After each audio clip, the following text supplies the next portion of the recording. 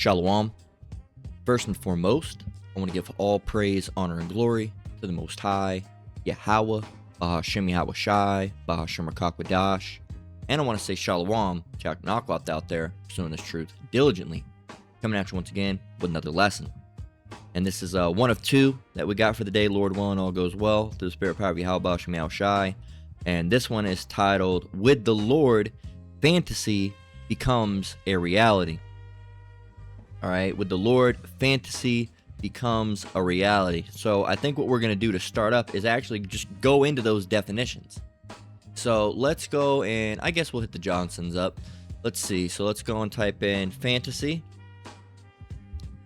Okay. And then we'll go and get reality. And of course, the definition of fantasy being that from the 1700s is going to be a little bit different. But we'll get that, and then we'll go into the Google and see what it has to say. So, fantasy. It says, imagination, the power of imagining. What else do we got? It says, an idea, an image of the mind. Okay, an image of the mind. So, something that you can really only see within the mind. Okay? And, yeah, so idea, image of the mind, in the imagination, right? Within the mind. It's not something you're physically seeing, but you can only see it within your mind. But with the Lord, that fantasy becomes a reality, and reality is what? Truth, verity, all right? What is, not what merely seems, okay? And another one that's good is the second definition, something intrinsically important, not merely matter of show. It's the reality of the situation, right? That's how you would use that one. Now let's go and look up the modern definitions, all right? Fantasy football, a lot of people play that, right? It says a broad genre of speculative fiction that features supernatural, magical, or mythological elements, frequently taking place in a completely imaginary realm. Now, see, this is the modern form fantasy that really got started with J.R.R. Tolkien. However you want to pronounce his name, there's about a million different ways. But, with The Hobbit, Lord of the Rings, those were what, 1940s? When was The Hobbit originally made? I feel like that was earlier than 1940s. 1930s?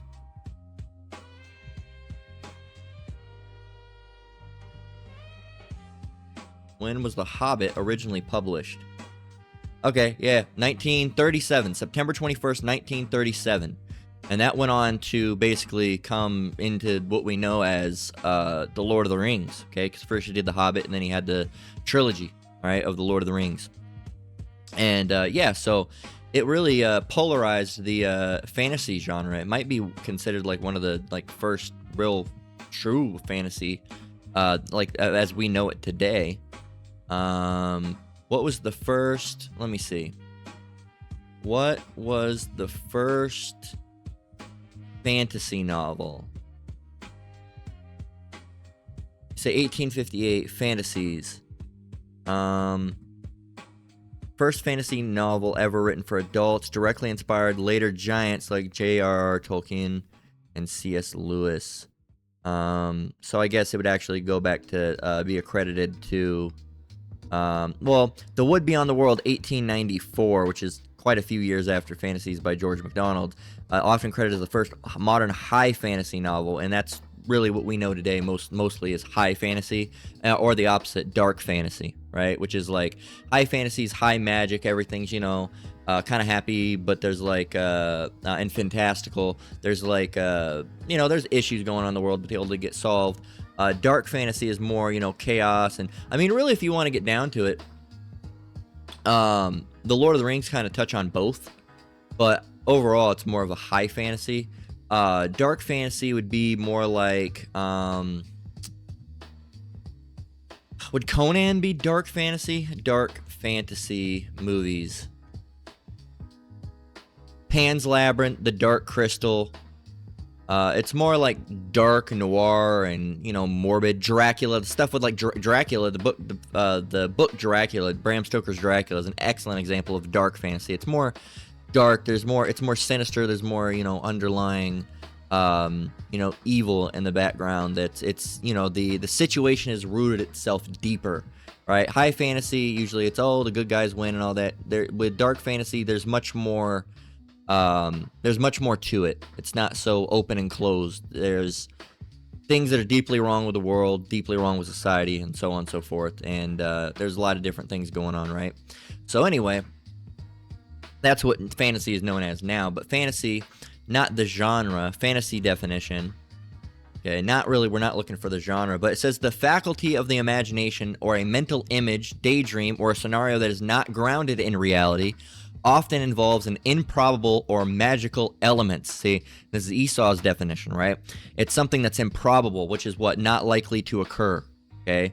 Improbable, something that is unlikely to be true or happen or to be believed. And a lot of these people think that the Bible and the concepts within the Bible are improbable, all right, that they're fantastical, that they're, just a daydream, all right, a delusion, all right, they call it all sorts of different types of things. But you got to realize with the Lord, fantasy becomes a reality, because with the Lord, all things are possible, as we're going to start up. But that's the first scripture that we're getting, all right, for this lesson is Matthew 19:26, and it reads, let's actually go and see if we want to read up with this one.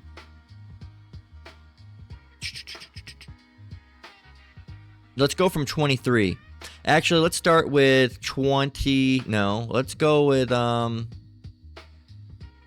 let's go up from verse 20.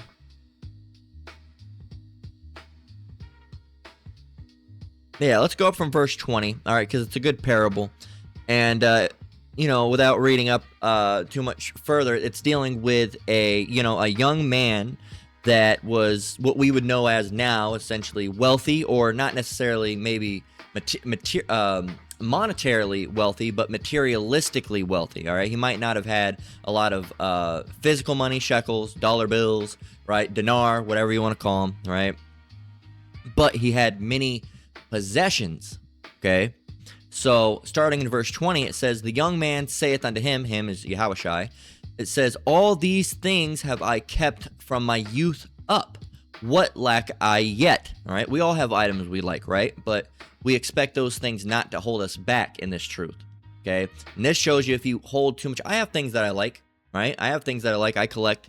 Many of us have things that we like or collect, okay? Video games, if you have more than 4 or 5 video games, you're collecting them and playing them. Right? Most of us have a collection. Some of us like physical media. I myself like physical media. You could have a physical collection of VHSs, a physical collection of DVDs, a physical collection of CDs or cassette tapes, right? But are you willing to die for those things? You shouldn't be, right? And let's continue on.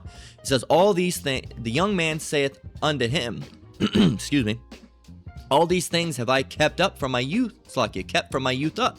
What lack I yet? Yahushai said unto him, if thou wilt be perfect, if you really want to do what's right, right? It says, go and sell that thou hast and give to the poor, and thou shalt have treasure in heaven, and come and follow me, right? So sell what you have, okay, and, give to the poor. And that way you'll have treasure in heaven, and you can come and follow me, okay? You can actively follow me. But there's the kicker, but, right? When the young man heard that saying, he went away, sorrowful. He went away. He left the presence of Yahushai. And if you're new here, Yahushai is the correct biblical name, all right, for the one who the world ignorantly calls, in their ignorance, Jesus Christ. Okay, and why is it in their ignorance? Because J's were not invented to the 1500s. The man himself is much older than the 1500s. Okay, so his name could not be Jesus. Okay, his name is Yahushai, and that's in the correctly written in red way of Paleo Hebrew, ancient Hebrew, not the modern, ancient Hebrew, all right, as was spoken and written at the time, okay? So, and the Father's name was Yahweh, okay, which means he exists. Yahushai's name means the existing, Slakia, that's Yahweh's name. Yahweh's name is the existing one. Yahushai's name means the deliverer. He is the deliverer. He delivers, right? So quick little interjection there. If you're new, all right, what you can do is you can go to the page. All right, I have a I'll be adding more to it, Lord willing, through the spirit and power of Yahweh Ba'Hashem Yahushai. And Ba'Hashem means in the name of, again in Paleo Hebrew. But Lord willing, I'll be adding some more later. But you can go down to, or you should go to playlists. And in playlists, you'll see quick start for new believers. Okay, and you can click this, and In here, there's a couple different things: the name of the Father, the name of Yahushai, the importance of knowing the names, how you can't be a true Israelite and call upon the name Jesus. It's just, you just can't do it. Understanding Sabbath, new moon, reincarnation, a lot of different stuff here by the beloved apostles, mostly the apostles, and some of the elders as well, of Great Millstone. All right, and that's who you want to learn from. Again, I myself am not in Great Millstone. I always, every time I talk about Great Millstone, I make sure to preface it by saying I'm not in them, but I do follow them brothers. I'm building up the same house of those brothers with, the king, the house of David, right? And you have groups out there like Men of Valor, certain individuals that aren't part of a group, such as myself, that teach the same thing, and they teach the same thing as GMS, which is the true doctrine of the Bible, but they're not necessarily in the camp with those brothers, right? So make sure you're vetting, as I always like to say after saying that, make sure you vet your teachers, because you don't want to, some guy could be a weirdo, right? And teaching all sorts of ridiculous concepts. But anyway, or they could just be not teaching anything that's good. They could just be not really digging into scriptures. They could just be talking about, their own matters of opinions, right? So back to the lesson at hand. Matthew 19 and 22. Again, in 21 it mentioned, if you want to do what's right, sell your things, give to the poor, and come and follow me. 22 it says, but when the young man heard that saying, he went away sorrowful, for he had great possessions. He went away sorrowful. All right, sorrowful, what that means, sorrowful, sad. All right, he went away. He left the presence of Yahushai, because why? For he had great possessions. He had many different things, and he didn't want to lose those things. All right, even for something as such great as being able to follow Yahushai, he didn't want to do it, and that shows you he was a covetous person, right? At heart. It says, then said Yahushai unto his disciples, this was a learning lesson for them, right? Verily I say unto you, that a rich man shall hardly enter into the kingdom of heaven. And again I say unto you, it is easier for a camel to go through the eye of a needle than for a rich man to enter into the kingdom of Yahweh. Okay, and this is where we're leading up to what we're talking about today, is what the fantasy becomes a reality. And it says, 24, and again I say unto you, it is easier for a camel to go through the eye of a needle than for a rich man to enter into the kingdom of Yahweh. All right, as one who sews quite frequently, you know how hard it is to get, well, if you get a larger like embroidery needle, it's not going to be as hard, but a standard needle that most people use, and if you use regular cotton thread, I use nylon thread because it's stronger, and I use it for, sewing patches onto denim jackets and stuff like that, so it's just heavier, and then embroidery needle, it's heavier, it's not likely to snap, but if you use a regular, needle and cotton thread, man, I hate it. You gotta suck on the thread, right? Roll it around in your fingers, right? You gotta close one eye shut. You gotta go into a light source. Gotta go into a light source and try to look for the exact hole and try to, thread it through. It's a pain in the ass, man. All right, and it's easier for a camel, okay, to go through the eye of a needle than for a rich man to enter in the kingdom of Yahweh. And again, this is the riches concept. Okay, there's a lot to it, and I always try to explain it. If covetousness is not just having a lot of things, okay, it's not just going to the store and you bought 30 items or whatever. It can be, all right, but it's deeper than that. Covetousness is really an insatiable greed of gain. All right, want. All right, not to sound like a Charlie Brown, an adult in Charlie Brown, but you want, and it's never good enough. Okay, it's never good enough. And again, it can be kind of hard to understand that depending on what it is that you're buying and getting a hold of. For example, video games, well, you buy one, you beat one, and then you get another one, you buy one, you beat one, but, buying 50 games and you haven't played them, and then you buy another 60 and you haven't played them, and you buy another 70 and you haven't it can even be lower than that. Here it is, you buy 2 games and you bought another one, you haven't even played the other ones, and then you buy another one, and then you buy 3 more. Now, if you're getting them on a good deal, that's, again, you're treading a fine line. If you're getting them on a good deal, I get it, it's a deal, right? But you don't want to just be buying for the sake of just buying, okay? For example, like music or something, you're buying albums, you haven't even listened to them, but you're buying more. Well, what are you buying them for? Just to have? All right, that's treading into the territory of covetousness, right? Now, again, it all depends on the item, because there's some items that don't necessarily get used. They might be visual items, art or something, right? So you really just have to use your own discernment for that. Are you really, covetousness is an insatiable need. It can be with video games, movies, anything, for example, painting supplies, right? You want it not because you really, and that covetousness is also wanting what other people have, even though you really don't need it or really particularly want it. You just want it because someone else has it. For example, you see a new paintbrush and someone else has it, so you want it, right? And not because it's an actual new good paintbrush and it's actually just really good and it's like, oh wow, this is actually going to be a really good paintbrush, this is new, it came out, it's made with these specific horsehair fibers or whatever. No, but you only want it, you have one that's actually better than that or whatever, but everybody else is getting it, so you want it, right?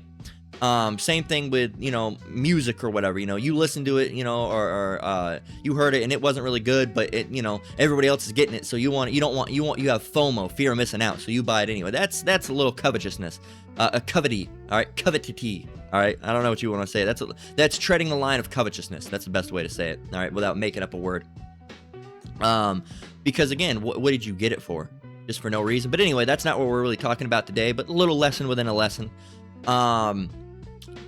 And again, where were we? And again, I say unto you, it is easier for a camel to go through the eye of a needle than for a rich man to enter into the kingdom of Yahweh.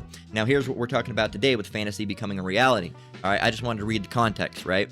Get a little lesson within a lesson, as the Apostle Hard likes to say.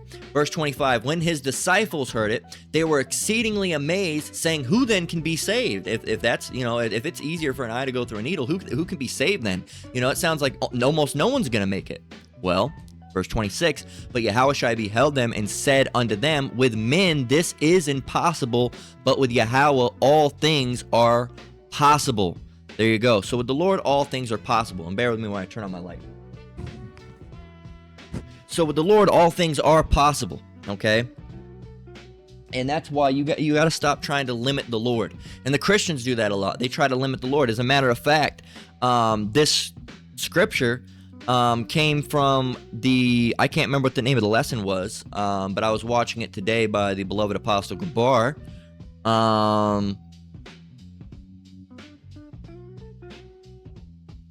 I believe it was this one, 7 Secrets of Knowledge of the Heavenly Father. Maybe it wasn't. Let me see. Let me get on my phone real quick.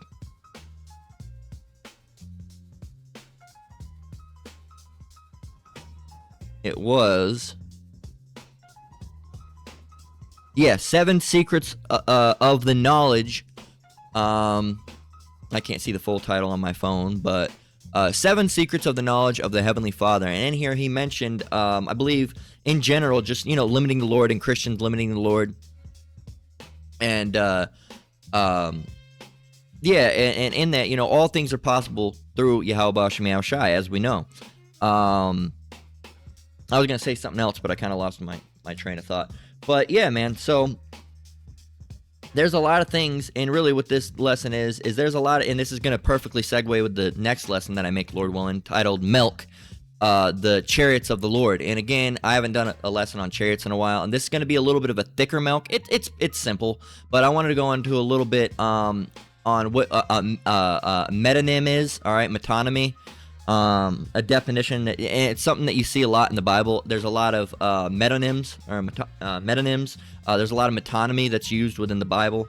There's a lot of stuff. There's a lot of metonymy, allegories, metaphors. There's a lot. All right, it's a pretty heavy duty book, right? Slack, I didn't mean to whack the mic, but it's a pretty heavy duty book, and it's really gonna put your literary skills, all right, your capacity of literature arts, all right, to the test. It really is. You're going to have to, when you read the Bible, you really need to have a dictionary nearby.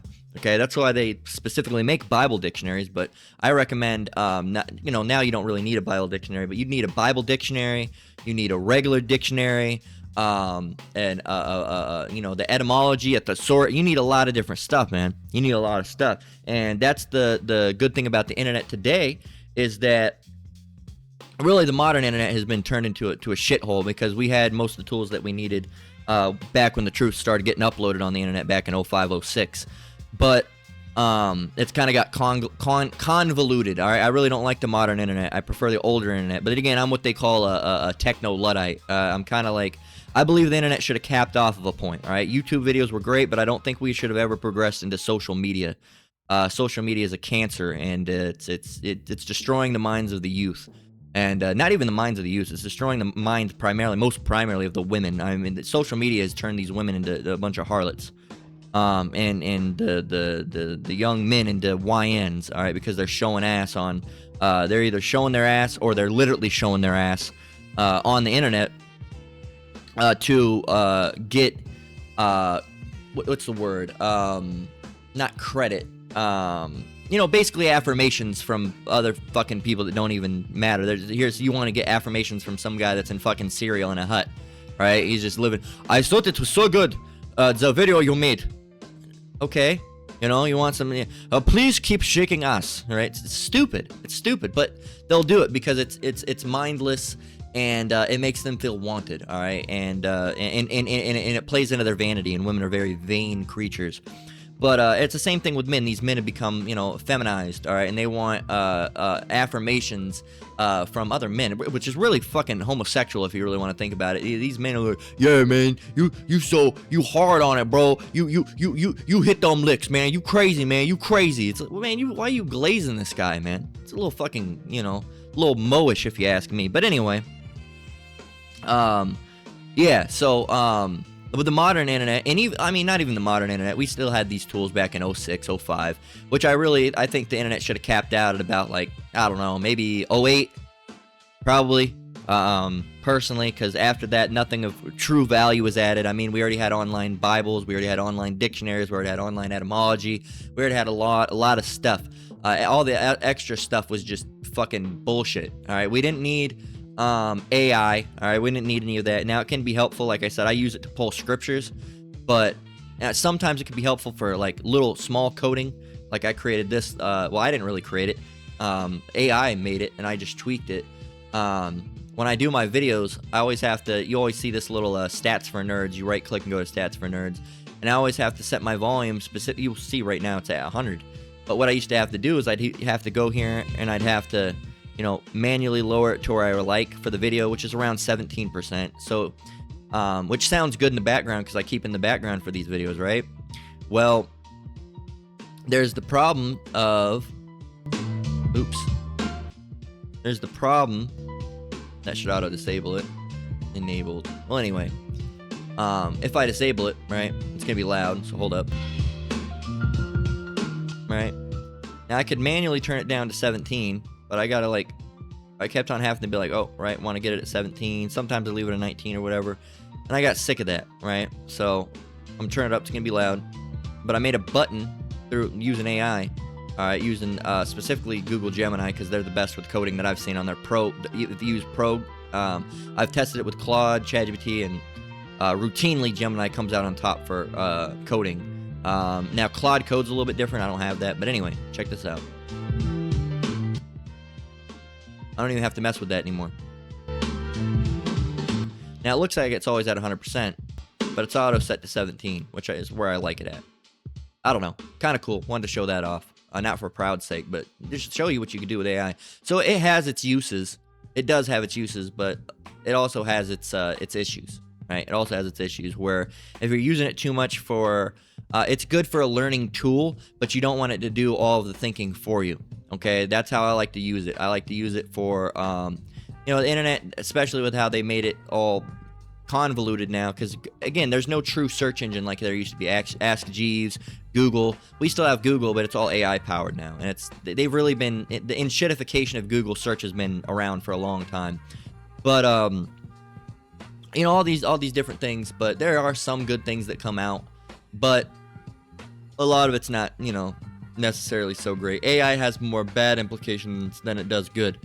And really, I mean, most of the stuff was just JavaScripting and HTML. If you can learn all that yourself, it's going to take you a lot longer than it took me than the 10 minutes to whip that little plugin together and get the volume and put a dark mode theme on it and all that stuff, right? But it's cool to have, all right? So it's still, of the Lord, because if we weren't meant to have it, we wouldn't have it. So let's continue on with the lesson. Let's go with Jeremiah 32, and 17. And also we're going to get with that, after that, we're going to go and jump to 32 and 27. So it says, Lord Yahweh, thou hast made the heaven and the earth by thy great power and stretched out arm. And there is nothing too hard for thee. Okay, so there's nothing too hard for the Lord. With the Lord, fantasy becomes a reality. He can do anything. Okay, he made the heaven, he made the earth, he made the waters, he made everything. He made you, he made me. All right, he made the air, he made the beasts of the earth, right? All the vegetation, he made all these different things. Okay, there's nothing too hard for him. There's nothing like humans. You sit down, you get stumped, like, man, I just can't figure this out. All right, I just can't figure it out. With the Lord, it's not like that. All right, it's instant for him. Right, he doesn't even have to think to get it done. It can just be done. Right. There's nothing too hard for the Lord. In the NRSV here, it says, Lord Yahweh, it is you who made the heavens and the earth by your great power and by your outstretched arm. Nothing is too hard for you. And it's true. And I don't know what it is with these Christians. It just comes from a foundational lack of understanding that they try to put limits on the Lord constantly. They there's something he can't do. So they have to credit certain things, or that he wouldn't do. Right? Like, he wouldn't do something evil like that. Well, he made good and evil. He made it all right? Did Satan just rise up and somehow just create evil? No. The Lord created evil. He created good. He created healing. He created life. He created death. He made everything. Okay? He made everything. Right? But Christians are always trying and clawing their way in to try to off-put some of the Lord's doings unto Satan, right? Which is it's ignorance, all right, at best, blasphemy at worst, right? And again, it was Satan that did that. It was Satan that did that. It was Satan that did that. Look, we ain't in the, is the word I'm looking for pantheon? No, kind of. Yeah. This ain't the fucking, Roman pantheon, okay? Or it's like extensive collections of gods and spirits. All right, 12 major deities, right? You have this one guy, Jupiter, he's the king of gods, rules the sky and storms and thunders. And then you got Juno, she's the queen of gods, she's the god of marriage and family and childbirth. And then you got Neptune, he's the god of the sea and water and horses. Then you got Minerva, she's the goddess of wisdom, crafts, and warfare. Then you got Mars, that's the god of war. No, okay? The Lord does it, okay? The Lord have done all these things. Okay? Now he has helpers, right? But they're not really helpers like we know helpers as now. They can't write nothing. They can't put anything in unless it comes from him, right?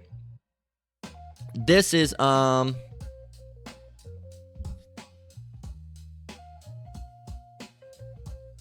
verse 6, this is Isaiah 45 and actually 5. So this is Isaiah 45 and 5. It says, I am the Lord, and there is none else. There is no God besides me. Now, notice you see top G, okay? The big uppercase G, okay? That means there's no other Yahweh, all right? There's no other existing one, creator of all. Okay, now there are little g's, there are gods, all right, because it says, I have called you gods, all right, or ye are gods, okay, so we are gods, Israelites, we are, right here, Psalm 82 and 6, but notice how we have a small g. God means power, okay, God means power. His name, power as well, but his name literally means the existing one. Okay, not on the same level. Okay, little g's are not to be compared to top g's or capital G's or big G's, and big G's are not to be compared to little g's. Okay, two completely different things. They both, at the end of the day, mean power. All right, but different levels. Okay, think about a 9-volt battery and then mains power. Okay, you can put a 9-volt battery on your tongue. It'll hurt a little bit, shock you a little bit, but you'll be fine. Now go and get a power cord, hook it in to the mains power, chop it up with some scissors, and touch that to your ooh. See what I guess what, you won't be able to do that again. All right, unless the Most High has mercy on you. But most of the time, that'll kill your ass. All right, you don't want to do that. But they're both power, right? Well, yeah, but one's significantly more powerful than the other, right? And that's the dealings that we're having with the big G and the little G's. Okay, and there's only one big G. Okay, so, and that's Yahweh. Okay, that's why his name has the big G in it.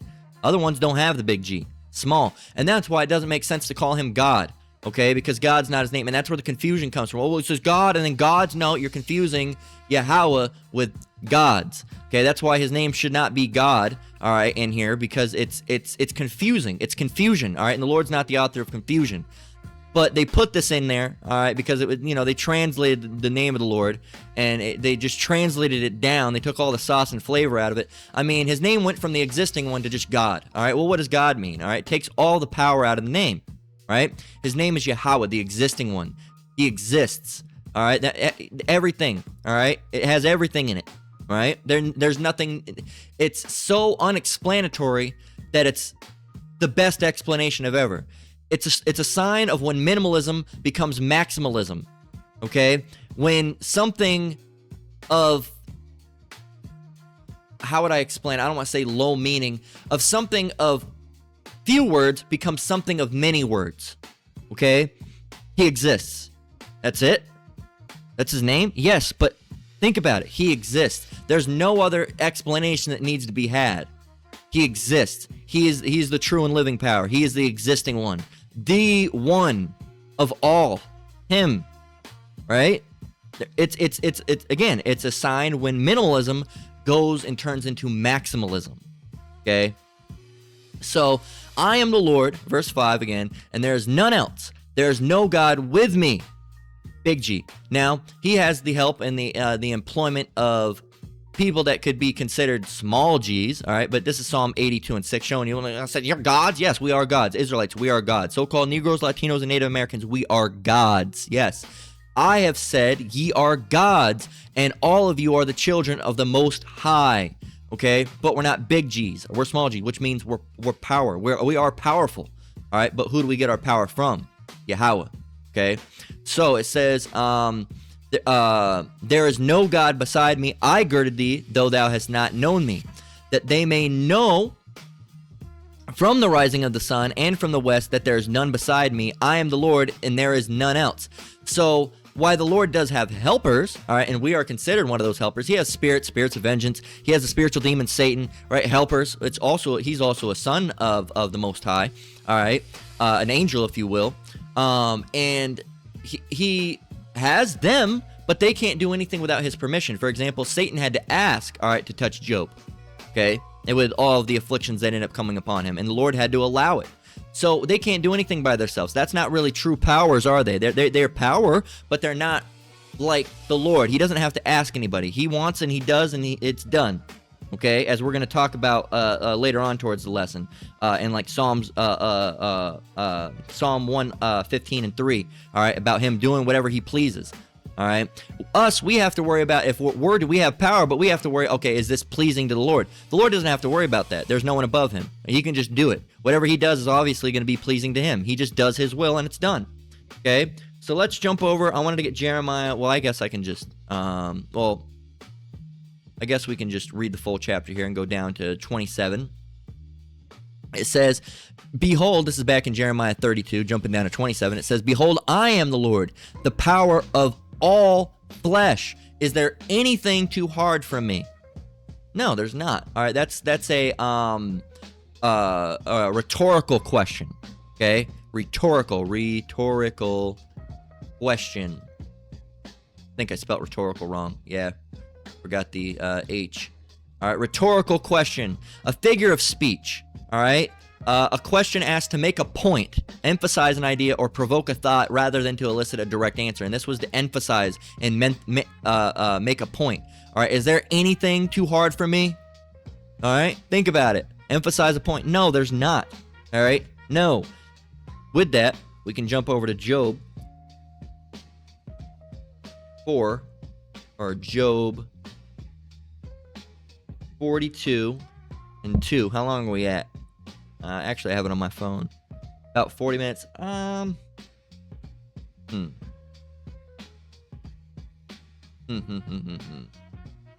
We'll see. All right. We'll see. I'm debating if I want to do I was going to do a second lesson. Well, I am going to do still, Lord willing, a second lesson today, but I was going to do the Milk of the Chariots. I might save that for tomorrow. I might save it because I don't want to rush through it, and it's a hefty one. I got 1, 2, 3, 4, 5, 6, 7, 8 scriptures and a definition. And this lesson has 1, 2, 3, 4, 5, 6, 7. This has 7 scriptures, and we're already almost at 40 minutes. So I might save that one. I might save the chariot lesson for tomorrow, and I might just end up doing like a little I don't know. We'll see. I don't know. It's all of the Most High. I might do a little daily verses quick hit or something. So Job 42 and 2. Mark it off. Job 42 and 2 reads, I know that thou canst do everything, and that no thought can be withholden from thee. And this is great because this shows you that it mentions that the truth is a discerner of the thoughts and intents of the hearts of men. But the Lord, all right, also knows the thoughts and the intents of men. All right, no thought can be withholden, all right, from the Lord. Okay, you think something, well, the Lord already knows what you thought. Okay, so that's, people that stumble by these videos or go by and they see the brothers on the highways and byways, or they have a brother that's a Hebrew Israelite, or an uncle, or maybe an aunt, all right, an uncle, a cousin, right, something like that, and maybe someone even in one of the camps, and you think they're dumb, you think they're stupid, you think they're, whatever, all right, whatever you think about them. Well, guess what? The Lord knows those thoughts, man, and ultimately, while it didn't come out of your mouth, all right, you're still going to be judged for, how you thought, right? Because you thought wickedly. You were essentially imagining a wickedness, all right, against those individuals. Okay, you thought they were dumb or stupid, and a lot of you, other than I won't say necessarily imagining wickedness, but imagining wickedness, you're thinking wickedness, but you imagine wickedness against them as well. I wish he would just his microphone will break, right, or something, right? And they just find another way to teach anyway, right? There's a million different types of ways. This is Psalms 1 and 15 through 3. This is the one I mentioned earlier. Mark that off. Psalms 115 and 3, it says, but our power is in the heavens. He hath done whatsoever he hath pleased. Okay, NRSV, our power is in the heavens. He does whatever he pleases. So he doesn't do what pleases other people. All right, he can from time to time, all right, as part of his mercy, but he would only do it if pleasing you would also please himself. For example, you did something pleasing unto him, all right, you're a teacher or whatever, and you're sick or ill, and you beg the Lord for help, all right, and he helps you, and that's pleasing unto you, but it's pleasing unto him that you were doing that work, so he can, offer that, extend that hand of mercy out, right? So, and that's our goal, is to serve Yahweh B'Shem Yahushua. That's our only goal, really, at the end of the day. That's what we're here for, is to be servants and friends of the Lord, right? And, doing his will, making sure his will and his work goes out. That's what we're here for, not doing our own lusts, okay? So this is going to be Psalms 135 in verse 6. And it says, whatsoever the Lord pleased, that did he in heaven, and in earth, in the seas, in all deep places, So the way that palm trees look, he made them because that's the way the Lord wanted them to be made. All right. The way that water tastes, he made it that way because that's how he wanted it to taste. All right. The way that light shines, all right, on a specific time of day, he made it that way. All right. The way that fall weather smells and feels, all right, the seasons and all that, that's because that's how it pleased the Lord, all right, and an excellent creation, might I say, all right, and it's not really our place to even say, but we like it, all right, but it's not about us, it's about him, all right, again, because The Lord is able to do all these things. And with the Lord, fantasy becomes a reality because, again, he's able to do all these things. He's able to do all these things. He's able to put all these things. Can you create a tree right out of thin air? No. Well, I can go and plant some. Can you make the seeds that actually make it? Can you make a tree? Can you make? And I'm not talking about Esau's little manufacturing bullshit where they cross pollinate and do all these different. They try to make a lorange, all right, some type of fucking weird lemon orange mix, a Lorangina, all right, mix it with a fucking banana and shit. They try to do all that shit with like genome sequencing and all that fucking weird shit. But no, can you create a fruit out of thin air? You can't, but the Lord can. All right.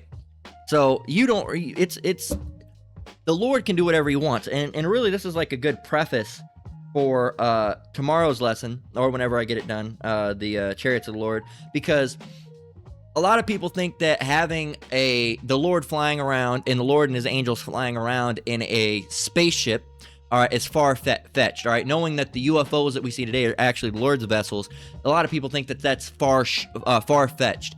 How far-fetched is it? How far-fetched is it, all right? Because you'll tell these, bear with me 1 minute.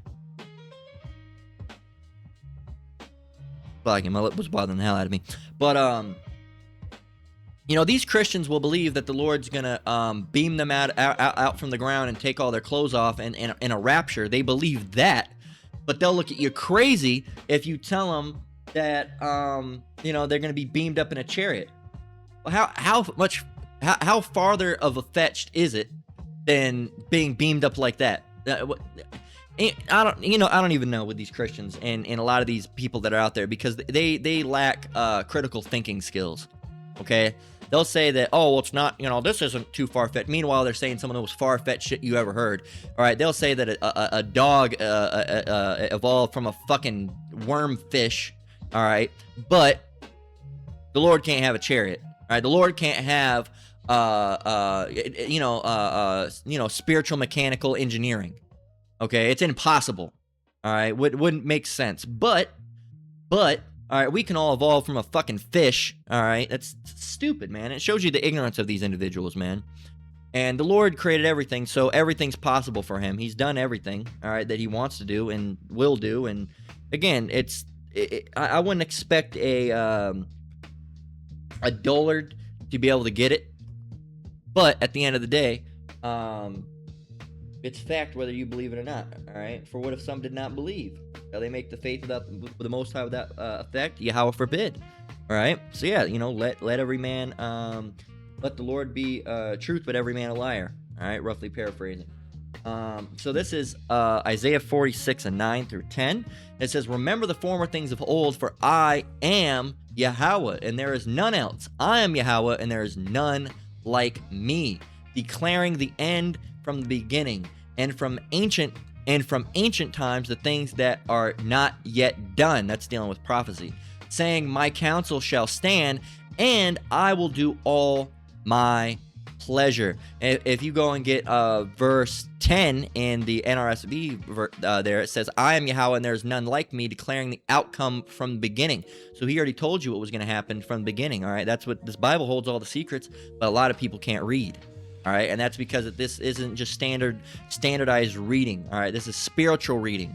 Okay, it's on a different level, and you have to have the Holy Spirit to be able to, you know, be able to discern and understand these scriptures, and to even be able to teach at all. Okay, because if not, you'd be sitting around doing an Al-Azhar video, all right, or a TED talk, all right, where you're not really grabbing scriptures, or if you are grabbing scriptures, you're completely fucking butchering them, all right. But that's what a lot of people do. They'll like these pastors, they might get, you know, they'll have a 2 or 3 hour long sermon, and they'll get 2 scriptures, all right, which is ridiculous. Okay, 2 scriptures, that's about, you know, being generous, about 5 minutes apiece.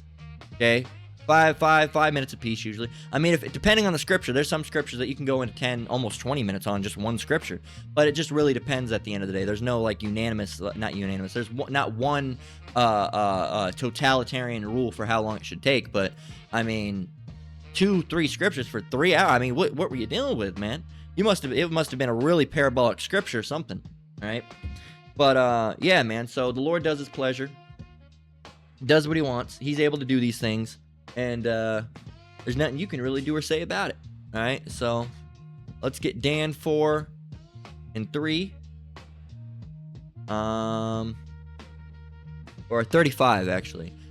I wrote it down a little bit weird. Mark that off, because I just got it on a sticky note. I've been making these sticky note lessons, as I like to call them.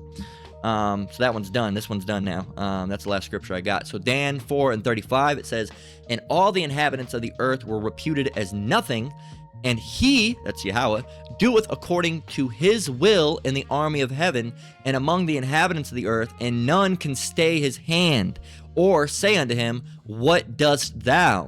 All right, so NRSV is going to make this a lot easier for those that don't understand. And the wording could be a little bit, confusing sometimes with the King James Version, of course. But some people might not know what the word, know what the definition of what does it mean to stay one's hand. All right, well, it really means to stop someone from doing something, right? Or, hold someone back. So 35 in the NRSV, it says, "All the inhabitants of the earth are accounted as nothing, and he does what he wills with the host of heaven and the inhabitants of the earth. There is no one that can stay his hand or say to him, What have you done?" No one. All right? The Lord's omnipotent. He's all-powerful. And anything that he does, things that seem impossible can be made possible with him. Okay? And again, this is a good preface for, tomorrow's lesson. I think it's going to be tomorrow's lesson. Chariots of the Lord. Okay? It's not impossible for the Lord to have a vessel that he flies around on. All right? It might seem like a fantasy, but it's a reality. Okay? It's a reality. Superpowers might seem like a fantasy, but with the Lord it becomes a reality. Okay? Dealing with spiritual powers. Right? And, so yeah, just keep that in your mind. There's nothing that's too powerful for the Lord. There's nothing that's too hard for the Lord. Whatever he does, he wants to do it, no matter how fantastical or unreal it may seem, right? So that's where we're going to close out. Lord willing, this lesson was edifying. Again, I want to give all praise, honor, and glory to the Most High, Yahweh, Ba'ashem Yahweh Shai, Ba'ashem Rakak B'dash. Shalom to your brothers and sisters out there. Keep enduring, keep the faith. We're almost out of here. Until next one, Lord willing, Shalom.